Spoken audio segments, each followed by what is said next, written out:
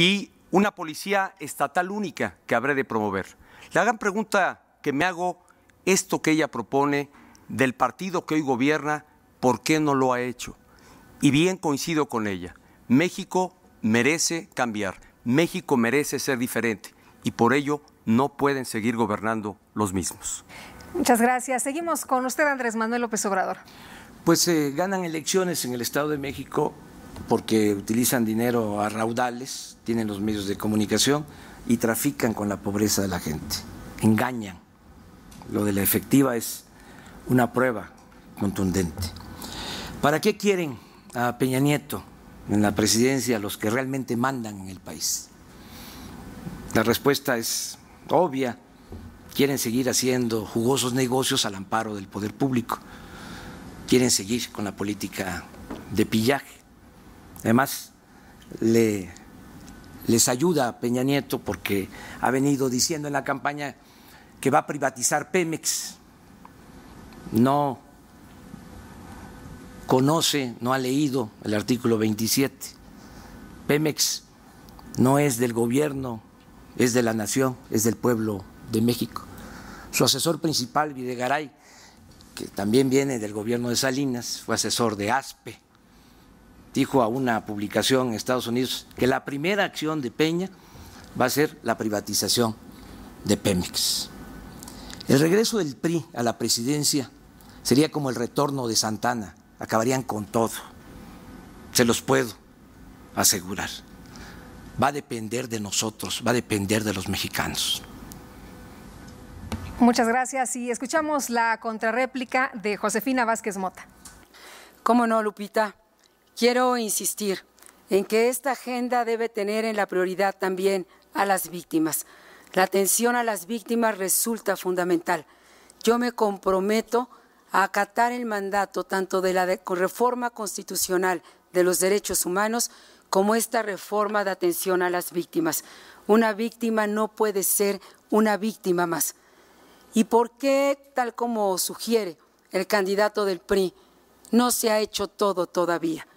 Pues tal vez porque 7 de cada 10 homicidios que se dan por parte del crimen organizado suceden justamente en los gobiernos del PRI. Pues muy probablemente porque se requiere mayor corresponsabilidad y por eso me comprometo a hacerme cargo de los penales, mientras que algunos gobernadores estén en complicidad o en omisión, como fue la fuga de reos de Apodaca. Por eso, candidato del PRI, el combate al crimen organizado no tiene que ver solo con un propósito de discurso, tiene que ver con las acciones que ustedes han desarrollado a lo largo del territorio nacional. Recientemente declaró usted en CNN que la ubicación geográfica era lo que determinaba el crimen en los estados del PRI. Qué pena que crea que por vivir en el norte, ahí está el crimen organizado. Es complicidad, es homicidio. Muchas gracias. Continuamos con el tercer tema, desarrollo social, que corresponde a Enrique Peña Nieto. El subtema es combate a la pobreza y la desigualdad. Y la pregunta, le recuerdo que tiene usted 2 minutos para contestar, ¿qué políticas y o programas pretende aplicar para lograr una disminución en los niveles de pobreza en México? Muchas gracias. Hay que tener presente que lamentablemente en los últimos 4 años la condición de pobreza del país se ha agravado. Hoy tenemos a 12 millones más de mexicanos en condición de pobreza y la mitad de ellos no alcanzan siquiera para comer y en total suman 21 millones de mexicanos en pobreza extrema, en pobreza alimentaria. Mi propuesta es muy clara. En primer lugar, emprender una política que nos permita erradicar la pobreza alimentaria. México no puede ser un país moderno en pleno siglo XXI que no acabe con el hambre entre los mexicanos. Y este número se ha incrementado en los últimos 4 años. También he señalado que será fundamental impulsar un sistema de seguridad social universal que permita realmente beneficios de la seguridad social como es el acceso a la salud, el seguro de desempleo, el seguro de riesgos de trabajo y una pensión para el retiro para toda la población de México. Tenemos que lograr un nivel base de desarrollo y de bienestar para todos los mexicanos. Y esa es justamente mi propuesta central para combatir la pobreza. Señor López Obrador, déjeme ser muy puntual porque usted no me ha querido escuchar. Nunca he hablado de privatizar a Pemex. He hablado de modernizar a Pemex y de lograr realmente que a través de la participación del sector privado, como ha ocurrido en otros países como Brasil, como Colombia, podamos generar mayor riqueza en beneficio de todos los mexicanos con la participación del sector privado. No significa privatización. Por otro lado, Josefina, quiero ser muy clara y creo que por el tiempo que me queda dejaré mi intervención para un tema que usted abordó en mi siguiente participación. Muchas gracias. Y la primera réplica es para Andrés Manuel López Obrador. ¿Cómo va a combatir la pobreza? Le di un dato, 1.200.000 mexiquenses en pobreza extrema. ¿Qué hizo usted? Ahora está planteando de manera demagógica que va a dar pensión a los adultos mayores, también copiando para mentir. Ya basta de mentiras. Miren, amigas, amigos, el 1 de julio vamos a decidir si queremos más de lo mismo, más corrupción, o si enfrentamos a la corrupción. ¿Ponemos por delante la honestidad o decidimos, cuando menos en lo que toca a nuestra generación, archivar ese precepto moral? Hay que pensarlo bien. Por eso estamos informando, para que nadie diga el día de mañana que no sabía.